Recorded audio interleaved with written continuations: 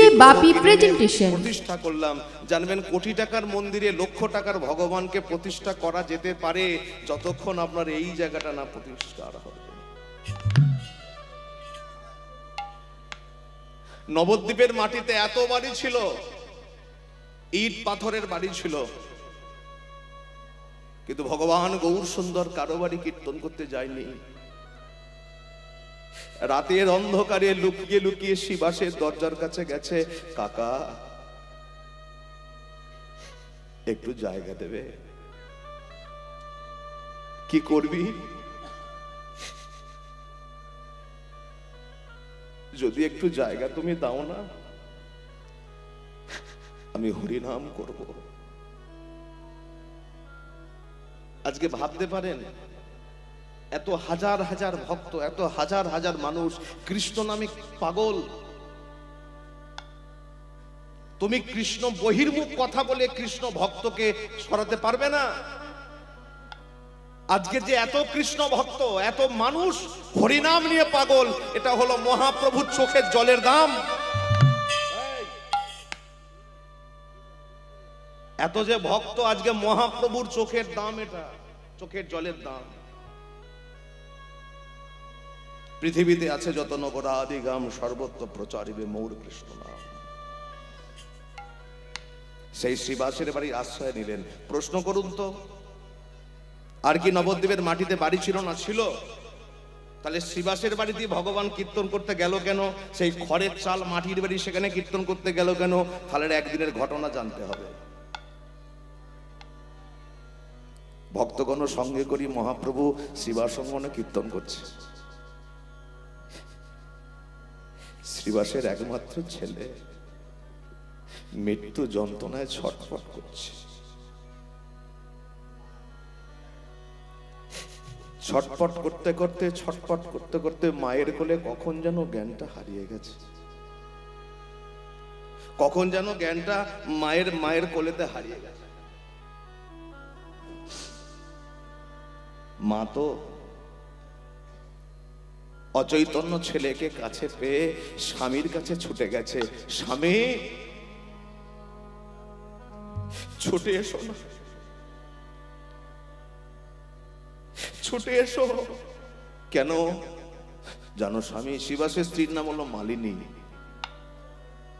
মালিনী শ্রীবাসকে ডেকে বলছে, তুমি হরিনাম করছো, আমাদের ঘরে একমাত্র ছেলে মরে পড়ে আছে, তুমি হরিনাম করো না, হরিনাম বন্ধ করো। চুপ করো, চুপ করো।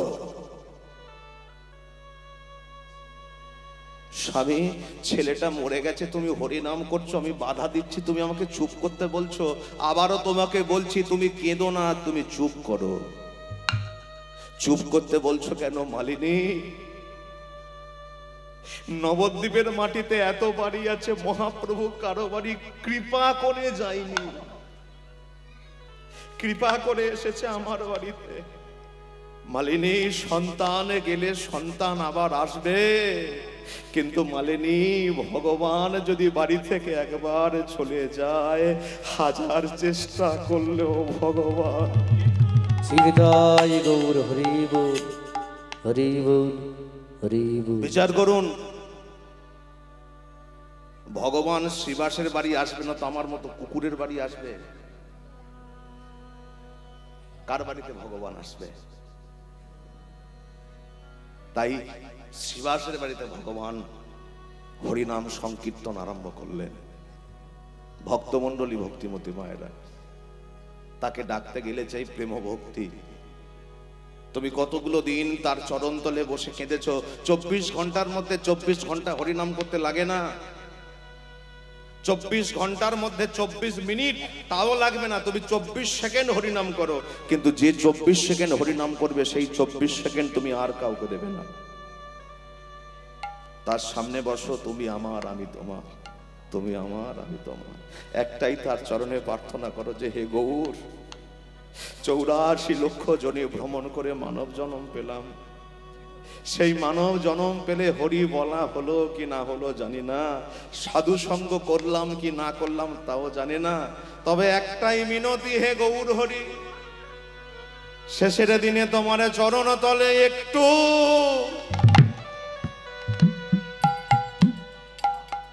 আমায় জায়গা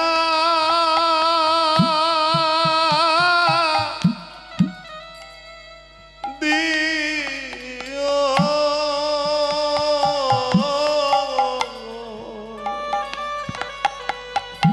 শেষে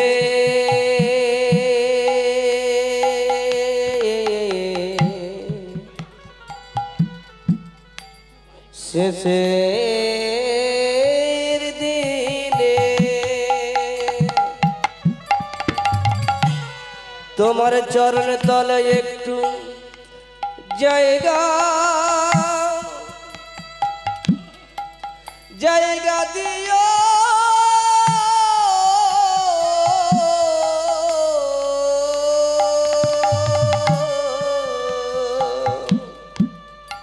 কত মানুষ শিগাল কুকুরের মতো মরে যায়, কত মানুষ গলায় দড়ি দিয়ে মরে, কত মানুষ অ্যাক্সিডেন্ট হয়ে মরে। শাস্ত্র বলল জপ করো তপ করো মরতে জানলে হয়। মরার সময়ে বদনে হরি কথা বলতে বলতে নয়নে ভগবানকে দর্শন করতে করতে যদি মারা যাওয়া যায় তবে তার নাকি মরণ যাত্রা সুখের হয়। আমি তো সাধনে জানি না, আমি ভজনে জানি না, তোমার চরণে কি ফুল দিলে তুমি খুশি হবে আমি তাও জানি না। শুধু একটা জিনিস জানি, তোমার চরণে নাকি তুলসী দিলে তুমি খুশি হও। আমি তোমার চরণে তুলসী দেব। তুলসী দিতে দিতে একটা কথা বলবো, শেষের দিনে তোমার চরণে একটু আমায় জায়গা দিও। তোমার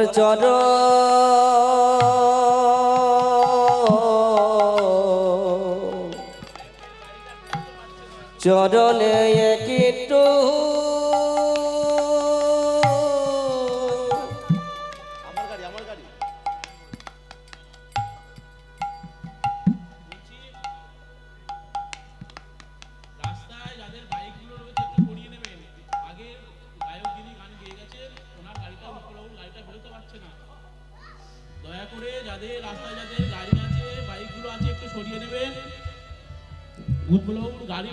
তোমার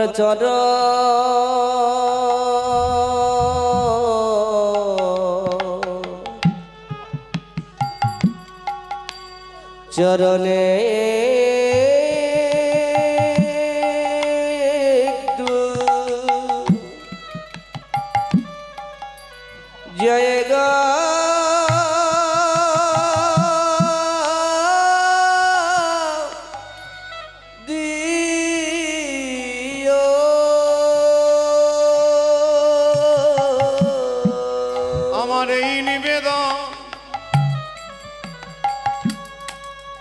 প্রভু জানানো রইল। তোমার চরণ তলে ঠাই দিও।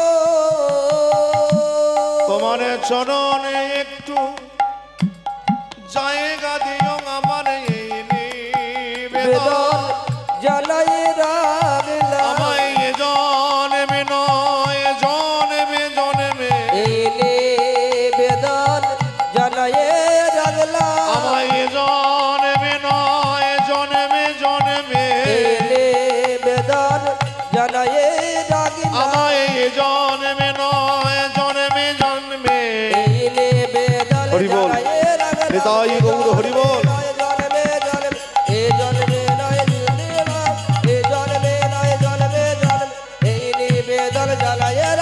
তোমার চরণ তলে জয়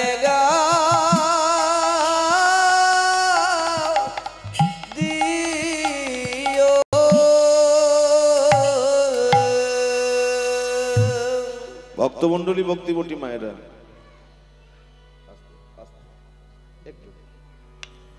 নিজ ইচ্ছায় জীব কোটি কর্ম করে, কিন্তু কৃষ্ণের ইচ্ছা না হলে জীবের বাঞ্ছা নাহি করে। মনে রাখবেন কথাটা, ধ্রুব সত্য কথা। কুরুক্ষেত্রের মাঠে ভগবান শ্রীকৃষ্ণ অর্জুনকে বলেন, অর্জুন তোমার গুরু দ্রোণাচার্যকে তোমাকে নিজের হাতেই মারতে হবে। যখনই কথাটা ভগবান শ্রীকৃষ্ণ বলেন, অর্জুন বলল, স্তব্ধ হও সখা, এই কথা আমি রাখতে পারবো না। কেন পারবে না? না সখা, তুমি এ কি কথা বলছো? যিনি আমার গুরুদেব দ্রোণাচার্য, যিনি আমাকে দাঁড়াতে শিখিয়েছেন, যিনি আমাকে তীরটা ধরতে শিখিয়েছেন, তাকে আমি মারবো কি করে? ভগবান বললেন, মারতে তোমাকেই হবে, তোমাকেই মারতে হবে, তুমি ছাড়া কেউ মারতে পারবে না। অর্জুন বলল, সখা এ কি করে সম্ভব? এ কি করে সম্ভব? আমি কি করে আমার গুরুদেবকে মারবো? ও ভগবান শ্রীকৃষ্ণ বললেন, চিন্তা নেই, চিন্তা নেই, আমি আছি, আমি আছি তো, আমি আছি, তোমার কোনো চিন্তা নাই। ভক্তমণ্ডলী ভক্তিমতী মায়েরা, ভগবান শ্রীকৃষ্ণ বলেন, শোনো অর্জুন, তোমার গুরুদেব দ্রোণাচার্য, যিনি নিষ্ঠাবান, যিনি তাত্ত্বিক ব্যক্তি, যিনি তত্ত্ব জানেন, যিনি সাত্ত্বিক, তিনি প্রত্যেকদিন ব্রহ্ম মুহূর্তে স্নান করেন। ব্রহ্ম মুহূর্তে স্নান করে গাছের তলায় বসে আহ্নিক করেন। শোনো অর্জুন, আগামীকাল ভোরবেলায় তুমি যাবে তোমার গুরুদেবের চরণ তলে। গুরুদেবকে গিয়ে, তিনি তো চোখটা বন্ধ করে ধ্যান করেন, আহ্নিক সানেন। তুমি তোমার গুরুদেবের চরণ তলে গিয়ে গুরুদেবের চরণে প্রণাম করবে। আর প্রণাম করা মাত্রই তোমার গুরুদেব যখন তোমাকে বলবে, বলো বৎস কি চাই, ঠিক সেই সময় তোমার গুরুদেবকে তুমি বলবে যে, হে গুরুদেব, আপনার মৃত্যুর খবর জানতে চাই। আপনার মৃত্যু কিভাবে হবে আমি জানতে চাই গুরুদেব। চলে যাও অর্জুন। ভক্তমণ্ডলী ভক্তিমতী মায়েরা, পরের দিন ভোরবেলা প্রত্যেক দিনের মতো আজকেও দ্রোণাচার্য তিনি নয়ন মুদ্রিত করে ধ্যানমগ্ন। আর যখনই তিনি আহ্নিকে বসেছেন, ঠিক সেই সময় আবছা আবছা অন্ধকার, ঠিক সেই সময় অর্জুন গিয়ে চরণতলে প্রণাম করেছেন। আর যখনই চরণতলে প্রণাম করেছেন, দ্রোণাচার্য মাথায় হাতটা দিয়ে বললেন, বলো বৎস কি চাই। যেই বলেছে বলো বৎস কি চাই, সঙ্গে সঙ্গে অর্জুন বলল, আপনার মৃত্যু কিভাবে হবে আমি জানতে চাই। কে এত বড় স্পর্ধাকার আমারই সামনে দাঁড়িয়ে আমাকে বলে আমার মৃত্যু কিভাবে হবে? যেই দ্রোণাচার্য চোখটা খুললেন, খোলার সঙ্গে সঙ্গেই দ্রোণাচার্য ফিক ফিক করে হেসে ফেললেন। কেন হাসলেন? দ্রোণাচার্য চোখটা খোলা মাত্রই হাসলেন কেন? অর্জুনকে দেখে, যে তার মৃত্যু সংবাদ জানতে এসেছে তাকে দেখে হাসলেন না? তাহলে দ্রোণাচার্য হাসলেন কেন? না, দ্রোণাচার্য দেখতে পেলেন চোখটা খুলেই যে তিনি বসে আছেন, দ্রোণাচার্য তার মুখের সামনেই অর্জুন বসে আছেন, আর অর্জুনের পিছনেই একটা প্রকাণ্ড গাছ আছে। তাহলে গাছটা দেখে হাসলেন? বলুন না, গাছ দেখেও হাসেননি। তাহলে হাসলেন কেন? না, দ্রোণাচার্য চোখটা খুলেই দেখতে পেলেন যে অর্জুন যে গাছের সামনে বসে আছে, সেই গাছের পেছন থেকে একটা উত্তরীয় বাতাসে দুলছে। তাহলে উত্তরীয়টা দেখে দ্রোণাচার্য কেন হাসলেন? বলল, যার উত্তরীয়টা উঠছে সেটা দ্রোণাচার্য জানতেন ভদ্রলোকটা কে। উত্তরীয়টা উঠছে অন্য কারণ নয়, যার উত্তরীয়টা উঠছে বাতাসের মধ্যে তিনি হলেন পরমাত্মা ভগবান শ্রীকৃষ্ণ। আর দ্রোণাচার্য এই জন্যই হাসলেন, দ্রোণাচার্য মনে মনে ভাবলেন যে, যে পক্ষে কৃষ্ণ রয় সে পক্ষ কি কখনো হারানো যায়? আমি কি করে মিথ্যা কথা বলবো? যদি মিথ্যা কথা বলি, ভগবান শ্রীকৃষ্ণ আছেন, তিনি তো বলে দেবেন। তাহলে সখা, তুমি পেছন থেকে আমার সঙ্গে এরকম চাতুরালি করছো? বেশ, ঠিক আছে। শোনো অর্জুন, আমার মৃত্যু সেদিন হবে যেদিন আমার পুত্র অশ্বত্থামার মৃত্যু কথা শুনতে পাবো। দ্রোণাচার্যের পুত্র নাম হলো অশ্বত্থামা। সেই অশ্বত্থামার মৃত্যুর কথা যখন শুনতে পাবো, তখনই আমার মৃত্যু হবে। এই অর্জুন প্রণাম করে চলে এলেন। পরের দিন আবার যুদ্ধ হচ্ছে। এই যুদ্ধ হতে হতে হে ভক্তমণ্ডলী ভক্তিমতী মায়েরা, অর্জুনও মারছেন, দ্রোণাচার্য মারছেন, কিন্তু মাঝখান থেকে কোনো কাজ হচ্ছে না। মাঝখান থেকে কোনো যখন কাজ হচ্ছে না ভগবান শ্রীকৃষ্ণর দিকে তাকালেন, আর যখনই ভগবান শ্রীকৃষ্ণর দিকে তাকালেন যে সখা কি হলো, আমিও মারছি ও মারছে, কোনো তো কাজ হচ্ছে না। ভগবান শ্রীকৃষ্ণ বলে ট্যাবলেটটা দিয়ে দাও। বলে মানে ট্যাবলেট বলে দাও, তুমি বলে দাও, অর্জুন বলে দাও যে অশ্বত্থামা মরে গেছে। যেই ভগবান শ্রীকৃষ্ণ অশ্বত্থামা মরে গেছে বলতে বললেন, সঙ্গে সঙ্গে অর্জুন বলে উঠলো, সখা তুমি কি আমাকে পাগল পেয়েছো? এই যে তুমি কি আমাকে পাগল পেয়েছো? আমি চোখের সামনে দেখতে পাচ্ছি অশ্বত্থামা দাঁড়িয়ে দাঁড়িয়ে যুদ্ধ করছে, আর তুমি আমাকে দিয়ে মিথ্যা কথা বলাবে? ভগবান শ্রীকৃষ্ণ বলল, ও মা, মিথ্যা কথা কেন? আমি কেন মিথ্যা কথা বলতে যাবো? বা তুমি যে বললে অশ্বত্থামা মরে গেছে এটা বলতে। বলছে অর্জুন দূরের দিকে তাকিয়ে দেখো, মালব্য দেশের রাজা যে হাতি করে যুদ্ধ করতে এসেছিল, যে হাতি রণাঙ্গনের মাটিতে পড়ে আছে, হাতিটার নাম কি? হাতিটার নাম হলো অশ্বত্থামা। বললো তোমাকে তো তোমার গুরুদেব বলেছে অশ্বত্থামার মৃত্যু কথা শুনতে, তা তুমি বলে দাও। অর্জুন বলে এতে কাজ হবে? ভগবান বলে এই ট্যাবলেটেই কাজ হবে, তুমি দাও না, এই ওষুধেই কাজ হবে, বলে দাও। এই অর্জুন বলে দিল অশ্বত্থামা মারা গেছে। যেই বলেছে সর্বঙ্গ থরথর করে কাঁপতে শুরু করেছে। হা পুত্র, হা পুত্র, সর্বঙ্গ থরথর করে কাঁপতে কাঁপতে যখন পড়তে যাবেন, দ্রোণাচার্য মনে মনে ভাবলেন, না, কথাটা কে মুখ দিয়ে বলল? অর্জুন। আর ওই অর্জুনকেই তো আমার গোপন তত্ত্ব বলে দিয়েছিলাম, অর্জুনকে তো বলেছিলাম যে আমার মৃত্যু কি করে হবে। এখন অর্জুন যদি মিথ্যা কথা বলে, আমার মৃত্যুর জন্য অর্জুন যদি মিথ্যা কথা বলে, তাহলে তাহলে তাহলে না। দ্রোণাচার্য বলল, অর্জুনের মুখের কথা আমি বিশ্বাস করি না। ভগবান শ্রীকৃষ্ণ বলল, তাহলে বলুন আপনি কার কথা বিশ্বাস করবেন, বলুন কার কথা বিশ্বাস করবেন। দ্রোণাচার্য বলল, আমি তখনই বিশ্বাস করব যখন ধর্মপুত্র যুধিষ্ঠির কথাটা বলবে। যুধিষ্ঠির যখন কথাটা বলবে আমি সেই কথাই বিশ্বাস করতে পারি। কথাটা শোনা মাত্রই আজকে ভগবান শ্রীকৃষ্ণ অর্জুনের রথ থেকে লাফিয়ে নেমে সঙ্গে সঙ্গে যুধিষ্ঠির দাদার রথের কাছে গেছে।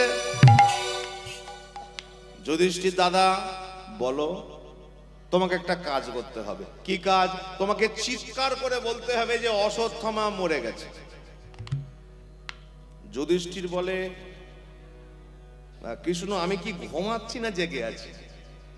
বলে ঘুমাচ্ছি না জেগে আছি মানে? না না, বলছি আমি স্বপ্ন দেখছি না সজ্ঞানে আছি, বুঝতে পারছি না। বলে এত কথা বলছো কেন? মানে আমার নাম সত্যবাদী যুধিষ্ঠির, তাহলে তুমি মিথ্যা কথাটা আমাকে দিয়ে বলাচ্ছ কেন? আমাকে দিয়ে মিথ্যা কথা বলাচ্ছ কেন? হে ভক্তমণ্ডলী, ভক্তিমতী মায়েরা, ভগবান শ্রীকৃষ্ণ বলে, ছি ছি ছি ছি ছি। ব্রহ্মা ব্রহ্ম সংহিতায় লিখছেন যে ঈশ্বর পরম কৃষ্ণ সচ্চিদানন্দ বিগ্রহ অনাদি আদি গোবিন্দ, যিনি সর্ব কারণ কারণ। শ্রীমদ্ ভাগবতে লিখছে, এতে চাংশ কলা পুংস কৃষ্ণস্তু ভগবান স্বয়ং। তাই তো? তাহলে এত যখন আখ্যা দিল আমাকে ভগবান বলে, আমি কি মিথ্যা কথা বলতে পারি? বলে টাটকা মিথ্যা কথা বলছো, বাসি মিথ্যে কথা নয়। তুমি টাটকা মিথ্যা কথা বলছো যে অশ্বত্থামা মরে গেছে এটা বলতে। বলে দাদা শোনো, ওই যে দূরে দেখতে পাচ্ছ হাতিটা মরে পড়ে আছে। বলে হ্যাঁ, তো মালব্য দেশের রাজার হাতি। বলে ওর নামটা কি? ওর নাম হলো অশ্বত্থামা। বলে এটাই তুমি বলো না যে অশ্বত্থামা হত বাণী, ইহা আমি সত্য জানি, ইতি গজ পরি আছে রণে। এটাই বলো। বলে আমার যে গুরুদেবের কথা, তার ছেলের নাম অশ্বত্থামা, অশ্বত্থামা মৃত্যু কথা শুনলে গুরুদেব মরে যাবে।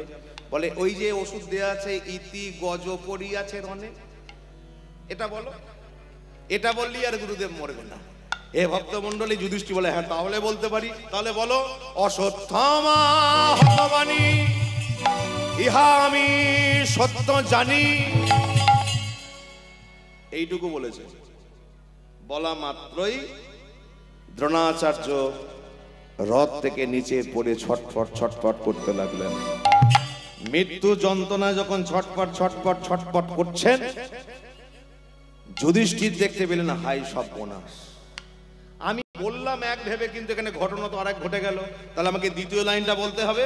এই যেই দ্বিতীয় লাইনটা বলতে শুরু করলো, ইতি গজ পড়িয়াছে রণে যখন বলতে গেল, ভগবান শ্রীকৃষ্ণ তার পাঞ্চজন্য শঙ্খটাকে বাজিয়ে দিলেন।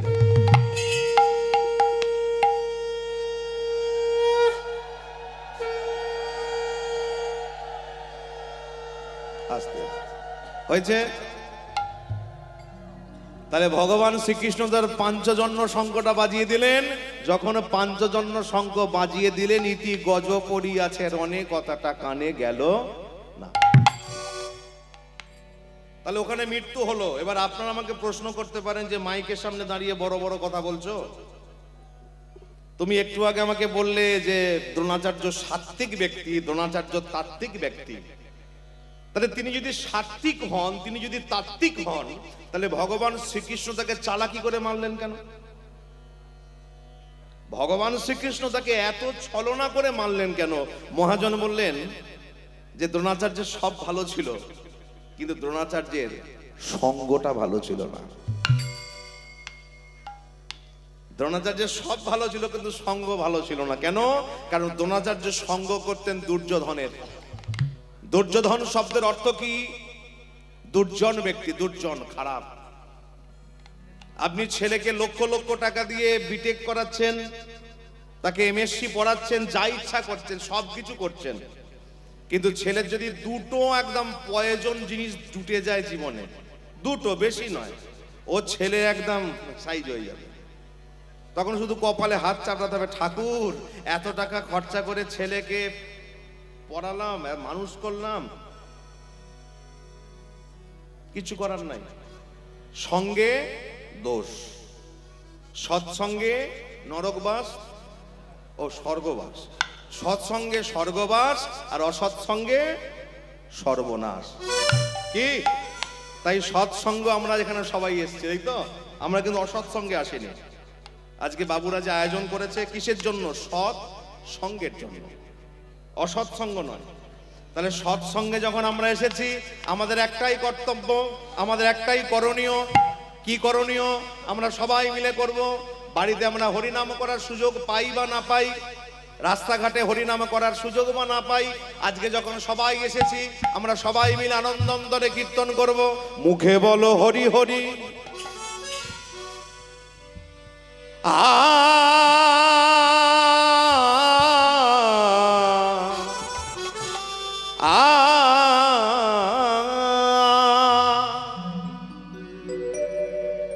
মুখে বলো হরি হরি।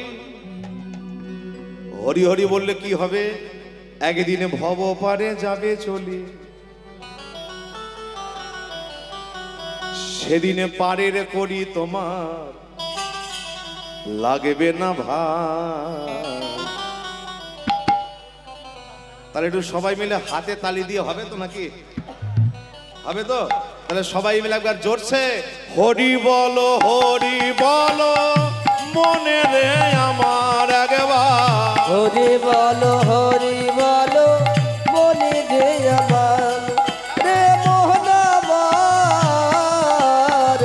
হরি বলো মনে রে আমার, পাগল মোহন আমার।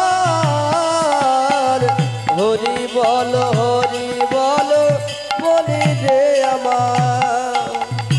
মুখে বলো হরি হরি, ভব পারে যাবে চলি। মুখে বলো হরি হরি, ভব পারে যাবে চলি, সেদিন পারের করি তোমার লাগবে না। হরি বলো হরি হরি বল আমার একবার। হরি বলো মনে রে আমার একবার। হরি বলো মনে রে আমার। হরি বলো হরি বলো হরি বলো।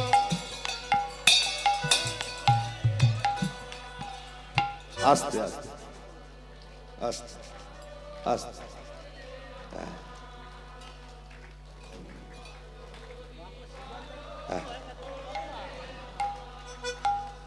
এদিকে গুলো। আচ্ছা একটা কথা বলে দিই মাঝখানে, নবদ্বীপের মাটিতে দুটো ভাই রাস্তা দিয়ে ঘুরে ঘুরে এই হরিনাম করত। দুটো ভাইকে আপনারা চেনেন সবাই? কি নাম বলুন তো? জগাই মাধাই। ও মা গো, কি নাম? আর গৌর নিতাইয়ের মানে বিগ্রহ বা চিত্রপট সবাই দেখেছেন তো? নিতাই গৌর যখন হরিনাম করতো হাতগুলো নিচের দিকে থাকতো, বলুন ওপর দিকে থাকতো? তাহলে আপনাদের নিচের দিকে ছিল কেন? এর ডিজাইনটা দেখা যাবে একবার? হরি বলো মনে রে আমার আগেবার, হরি বলো মনে রে আমার, রে মোহন আমার। হরি বলো মনে রে আমার, ওরে মোহন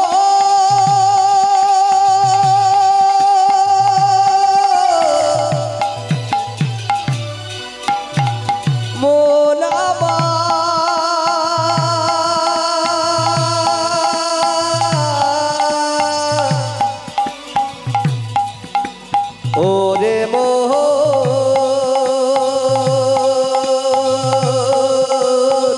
মনে রে আমার। তোমার গতি নাই হরি নামে ছাড়া। আজকে যখন সুযোগ পেয়েছো গেয়ে নাও, হয়ে আদে মহারা। হরি হরি ও গতি নাই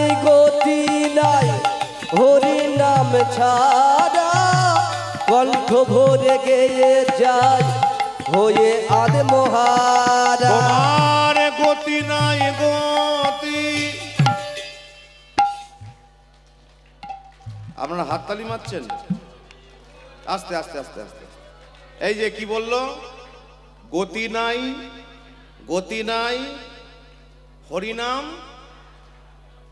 আচ্ছা বলুন আস্তে, কলকাতায় যে সমস্ত বড় বড় প্যান্ডেলে দুর্গাপুজো হয়, ধরুন ওই মোহাম্মদ আলী পার্ক, আর কোথায় ওই কলেজ স্ট্রিট, আর সব কোথায় বড় বড় হয় না দামি দামি প্যান্ডেল, দেশপ্রিয় পার্ক।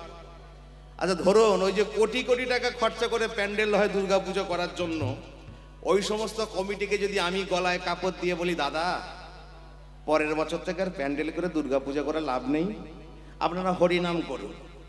আচ্ছা বলুন, আমার পিঠে চামড়া রাখবে বলে মনে হয়? নুন দিয়ে একদম কি সত্যি কথা কি?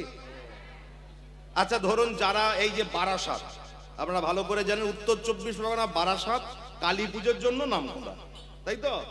আচ্ছা ধরুন বারাসাতে কোনো একটা কমিটিকে গিয়ে বললাম, দাদা আর কালী পূজা করে লাভ নাই, তোমরা হরিনাম করো।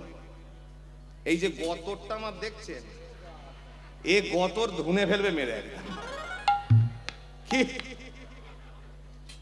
তাহলে কি দুর্গাপূজা বন্ধ হয়ে যাবে? না। কালী পূজা বন্ধ হবে না? লক্ষ্মী পূজা বন্ধ করতে দেবো? বলো না। আপনি তাহলে বলছেন যে হরের নামই কেবলম কালো নাস্তব্য গতির অন্যথা। হরিনাম ছাড়া যদি কলিযুগের কোনো গতি না হয়, তাহলে দুর্গাপূজা কেন করব? এই দেখুন মজার জায়গা, সনাতন ধর্মের শাস্ত্র খুবই সোজা, যদি তাকে সাধুর কাছে গিয়ে শুনতে পারেন। যদি সাধুর কাছে, যিনি শাস্ত্রজ্ঞ ব্যক্তির কাছে যদি শাস্ত্র কথা শোনেন, আপনার কাছে সোজা মনে হবে। আর যিনি শাস্ত্রজ্ঞের অপব্যাখ্যা করেন, যিনি শাস্ত্রের অপব্যাখ্যা করেন, তার কাছে শাস্ত্র কথা শুনতে গেলে আপনাকে তো মানে মনেই হবে আপনার, না বাবা তুলসীর মালা পরবো না বাবা, আবার তুলসীর মালা পরলে আবার অনেক কিছু খেতে বারণ। ওই একটু আগে কে যেন বলে গেল না, একাদশী সদবাজার করতে নাই। মানে ভাবুন, এই মানে এরা ব্রাহ্মণ, এরা সমাজকে পরিচালনা করে, নিজেরাই যদি শাস্ত্র না জানি তাহলে কি পাবলিক কি শিখবে? একাদশীটা বিধবাদের সমাদের নয়, একাদশীটা হলো হরির বার। রবিবার যেমন সূর্যের, সোমবার যেমন চন্দ্রের, মঙ্গলবার যেমন মঙ্গলের, বুধবার যেমন বুধের, বৃহস্পতিবার যেমন দেবগুরুর, শুক্র যেমন শুক্র গ্রহের, শনি যেমন গ্রহরাজ শনিশ্বরের। এই 7টা বার যেমন 7টা দেবতার, এই 7টা বারের মধ্যে যেদিন একাদশী পড়বে সেই একাদশী কিন্তু সেই গ্রহের আর থাকবে না, ওইটা কিন্তু হরির বার হয়ে যাবে। ওই জন্য একাদশী তিথিকে বলা হয় হরি বাসরীয় দিন। যারা একাদশী কীর্তন করেন জানেন তো, শ্রীহরি বাসরে হরি কীর্তন বিধান, নিত্য আরম্ভিলা প্রভু জগতেরই প্রাণ, এটা হরি বাসরীয় কীর্তন। তো যাই হোক, অপরাধ মার্জনা করবেন, তিনি যেমন জেনেছেন বলেছেন।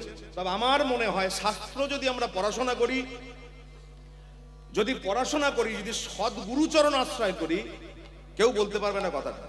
একাদশী কিন্তু সবার, কারো ব্যক্তিগত নয়। ভক্তমণ্ডলী, ভক্তিমতী মায়েরা, যদি আমার ভুল হয়ে থাকে আপনারা ক্ষমা করবেন, কারণ হয়তো আমার ঠিকঠাক জানা নেই, তিনি হয়তো কোথাও পেয়েছেন তাই বলেছেন। তবে যাই হোক, একটা কথা, এই হরিবাসরে যখন আমরা এসেছি, আপনারা তারা দেখেছেন তো সেই নিতাই গৌরকে, সেই নিতাই গৌর এসছেন হরিনাম করবার জন্য। তাহলে কলিযুগে মনসা পূজা করো, লক্ষ্মী পূজা করো, দুর্গা পুজো করো, তার দুঃখ নাই। এই যে ও ঝিলিকের মা, হ্যাঁ, লক্ষ্মী পূজাও করতে হবে। কেন বলুন তো? লক্ষ্মী পূজা না করলে ভালো ধান হবে না, সেখানে ভয়। সরস্বতী পূজা করতে হবে, নাহলে ছেলে আবার ফার্স্ট ডিভিশন পাবে না, তার ভয়। মনসা পূজা করতে হবে, মনসা পূজা না করলে সাপের ছোবলের ভয়। কার্তিক পূজাও করতে হবে, কার্তিক পূজা না করলে আবার এরকম হবে না, সেখানেও গন্ডগোল। তাহলে সবকিছুই করতে হবে। সবকিছুর মধ্যে দুর্গা মায়ের চরণতলে পুষ্পাঞ্জলি দিন, লক্ষ্মীর চরণতলে পুষ্পাঞ্জলি দিন, কালীর চরণতলে পুষ্পাঞ্জলি দিন, সব দেবদেবীর চরণে পুষ্পাঞ্জলি দিয়ে একটাই প্রার্থনা করুন, হে মা দুর্গা, হে মা কালী, তুমি আমাকে কৃষ্ণ ভক্তি দাও। একটাই প্রার্থনা, তুমি আমাকে কৃষ্ণ ভক্তি দাও। তাহলে কলিযুগে তুমি হরিনাম করো, যাই করো, কালী পূজা, লক্ষ্মী পূজা, দুর্গা পূজা, তাতে কোনো দুঃখ নাই। কিন্তু সবার মধ্য থেকে আমাদের ভুলে গেলে হবে না, গতি নাই, গতি নাই। আমাদের মনে রাখতে হবে সবাইকে, তোমার গতি নাই, গতি নাই, এই হরিনাম ছাড়া কণ্ঠ ভরিয়া গাও, হয়ে আদে মহারা হরি হরি বল। ওরে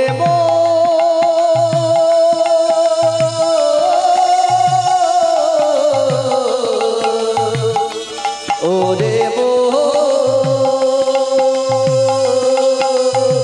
মনে রে আমার, গতি নাই, গতি নাই, হরি নাম ছাড়া কণ্ঠ ভরে গেয়ে যায়, হয়ে আদ মহারা। ওই দেখো শ্মশানে কিবা রাত্রি দিনে, ওই দেখো চালে কিবা রাতে কিবা দিনে। শ্মশানে কি জলে বলুন তো? শ্মশানে কি জলে? চিতা জলে। কি চিতা জলে না, কি জলে বলুন তো? ওটা বলবো, আমি বলে দেবো। আমি বড় মাস্টার, আমি বড় ডাক্তার, আমি বড় উকিল, আমি বড় ব্যারিস্টার, এটা জলে। এটা কি বলুন তো? জ্বলিছে মানুষে, জ্বলিছে মানুষে যত অহংকার। হরি বল, একবার হরি হরি বল। মনে রে আমার, রে আমার, হরি বল, হরি বল, মনে রে আমার, বাবল মোহন, হরি বল, হরি বল, মনে রে আমার, আগেবার হরি বল, হরি বল। মনে রে আমার,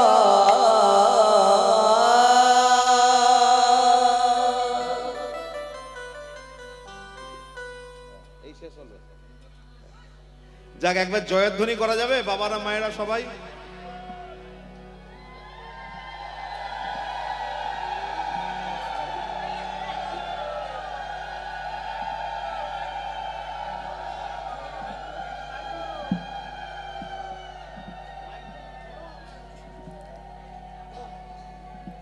আচ্ছা, একবার ওকে আমি বললাম যে উলুধ্বনি করুন,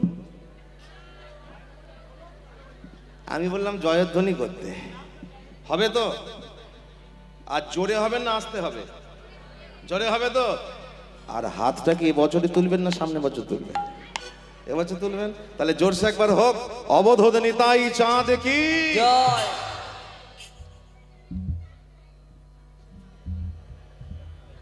মানে আপনারা ঠিক বলেছেন না আমি কম শুনতে পেয়েছি বলুন তো? বুঝতে পারছি না।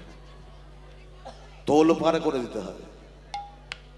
অবধূত নিতাই চাঁদ কি, বলিয়ে চৈতন্য মহাপ্রভু কি, বলিয়ে ভাগবত মহাপুরাণ কি, ভুবন মঙ্গল হরিনাম সংকীর্তন কি, আপন আপন গুরু গোসাই কি, শ্রী গুরু প্রেমানন্দ নিতাই গৌর হরে হরে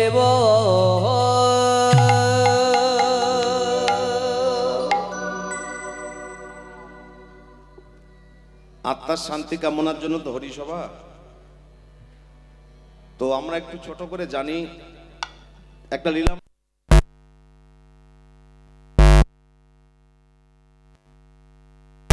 মধ্যে সবাই বাধা। হ্যাঁ, আমি ইচ্ছা করলে তো জোরে আর বেশি করতে পারবো না। হ্যাঁ, তো যাই হোক, আমরা যেটা আস্বাদন করব একটা ভক্ত লীলা।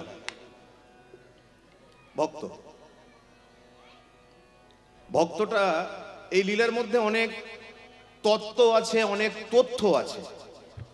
তত্ত্ব আর তথ্য কিন্তু এক নয়। আস্তে, এই যে মায়েদের এখানটা খুব গন্ডগোল হচ্ছে এই দিকটা।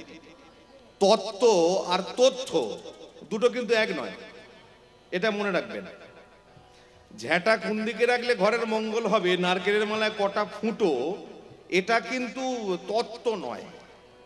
এই যে সব ইউটিউবরা এখন দেখবেন বড় বড় থাম্বনেল তৈরি করে না, তত্ত্ব সম্রাট, তত্ত্ব বিশারদ, গোল্ড মেডেলিস্ট নাকি সব লিখে না। তো এগুলো তত্ত্ব না, এগুলো তত্ত্ব না। হ্যাঁ, যেটা শুনলে আমার কৃষ্ণ ভক্তি বাড়বে সেটা তত্ত্ব। তো আজকে আমরা জানবো, যে লীলা আস্বাদন করব তার মধ্য থেকে একটা কথা আমরা জানবো, কিছুগুলো কথা। যেমন হলো যে কথায় আছে, ব্রাহ্মণ কুলে জন্ম নিয়ে যদি কৃষ্ণ ত্যাজে, আর নিজ কুলে জন্ম নিয়ে যদি কৃষ্ণ ভজে। এই যে কথাটা, এই কথাটা তাৎপর্য কতটা আমরা জানবো। আমরা জানবো যে মানুষ যখন মারা যায়, মানুষের পারলৌকিক ক্রিয়া 12 দিন হোক, 10 দিন হোক, 15 দিন হোক, একত্রিষ্ট বিধিক যে শ্রাদ্ধ করি বা আদ্য শ্রাদ্ধ যা যা করণীয় এই যে হয়, এগুলো হবার পরেও আমাদের একটা ধারা আছে, শাস্ত্রীয় সিদ্ধান্ত। সেটা হলো যে একটা জায়গায় গিয়ে সেই মৃত ব্যক্তির নামে পিণ্ডদান করতে হয়। জায়গাটা কোথায়? জায়গাটা হলো গয়াধাম। এখন বক্তব্য হলো, সেই যে গয়া পিণ্ডদান যে করতে যায় সবাই, ভক্তমণ্ডলী ভক্তিমতী মায়েরা মনে রাখবেন, আমরা সবাই ভালো করে জানি যে গয়া অসুরকুলে জন্মগ্রহণ করেছিল, জন্মগ্রহণ করে পরে কৃষ্ণ ভক্ত হলো। এর মধ্যে থেকে একজন প্রকৃত বৈষ্ণব হতে গেলে, আপনাদের লীলা সব জানা, আমরা জানি। আমি যে লীলাই এখন বলি না কেন, আপনাদের সব জানা, আমি জানি। কিন্তু জানাটা ব্যাপার নয়, একটা গল্প, লীলাটা একটা গল্প। কিন্তু সেই গল্পের মধ্য থেকে একটা কথা মনে রাখবেন, ভগবান যত লীলা করে গেছেন সব মধ্যে কিন্তু জীব শিক্ষা। সেই লীলার মধ্যে থেকে কতটুকু আমি ভজনীয় কথা পেলাম, কতটুকু ভজনীয় সিদ্ধান্ত পেলাম, আমি সেটাকে গ্রহণ করব। এটা আমাদের বক্তব্য। কলিযুগের যিনি ভগবান তিনি সমস্ত কিছু জানতেন, তবু রায় রামানন্দের মুখে, মুরারি মুকুন্দের মুখে কেন কীর্তন শুনতেন? ভগবান কি জানতেন না? এই যে গোবিন্দ ঘোষের লীলা একটু আগে শুনলেন, ওর ভাই তো বাসুদেব ঘোষ, বাসু ঘোষের পদাবলী তো ভগবান শুনতেন, তা গৌরহরি কি জানতেন না? তবু শুনতেন কেন? বলল শোনো, বট গাছের চারা যেমন বট গাছের তলায় হয় না, কোথায় হয়? বট গাছের চারা হয় ছাদের মাথায়। বলল কেন? বলল পরিপাক, একটা পাখি খাবে, পাখি খেয়ে বিষটা ত্যাগ করবে, সেইখানে তবে চারাটা তৈরি হবে।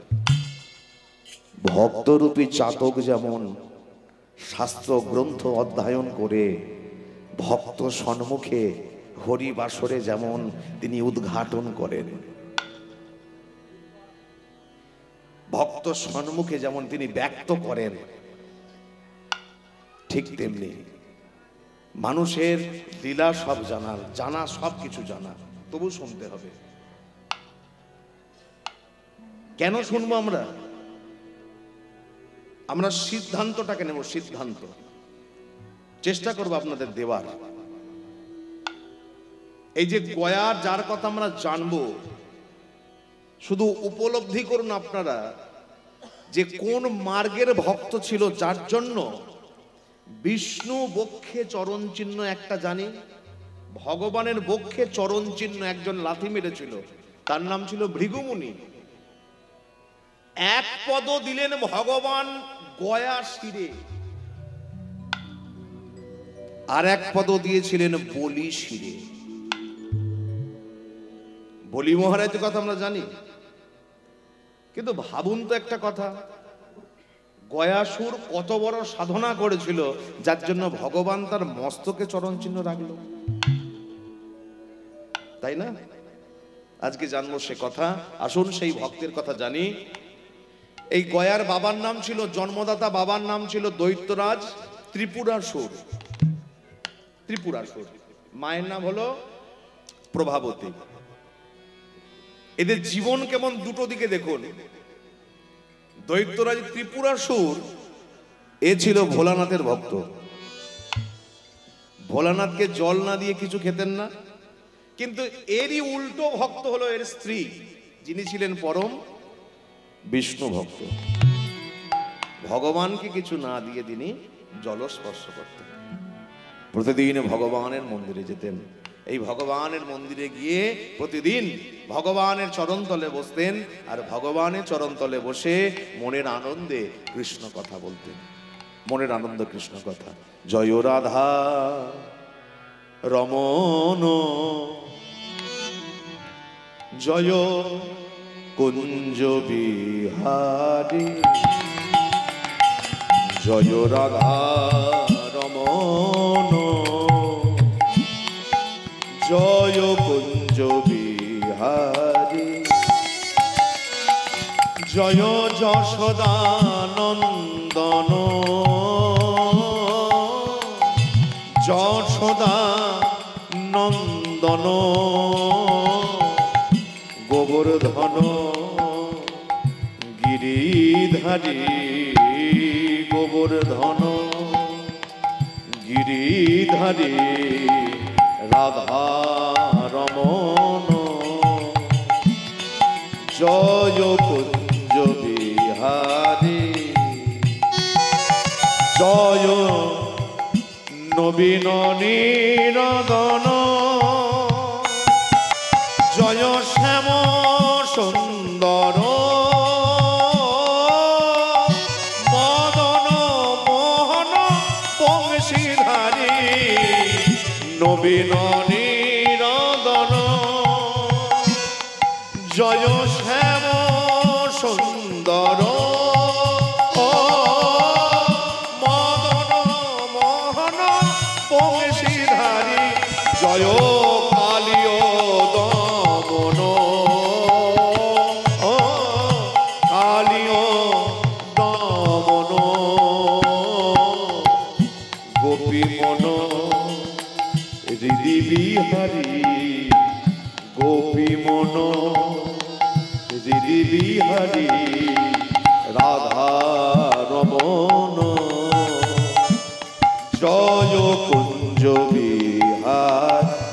দেখা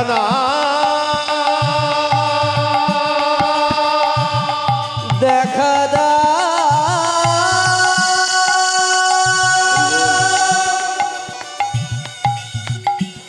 কোথা নারায়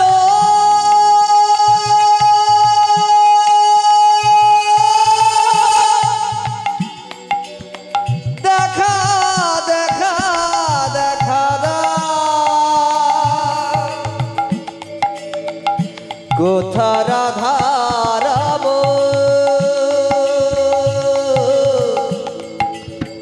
আমায় দেখা দা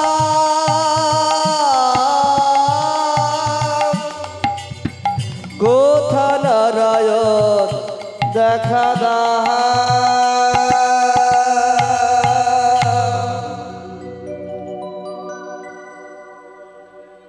ত্রিপুরাসুর প্রত্যেকবারই বলতেন, যারা দে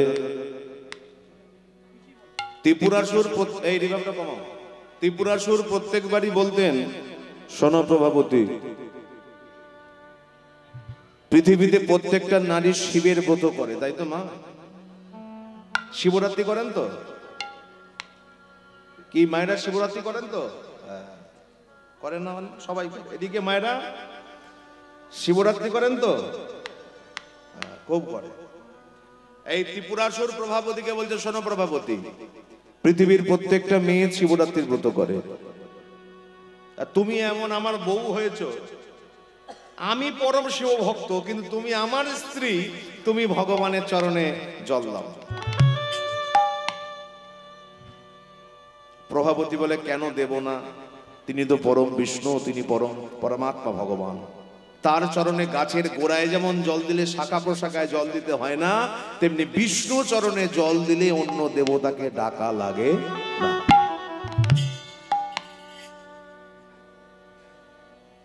ত্রিপুরাসুর বলে, তোমার বিষ্ণু মোটে ভালো নয়।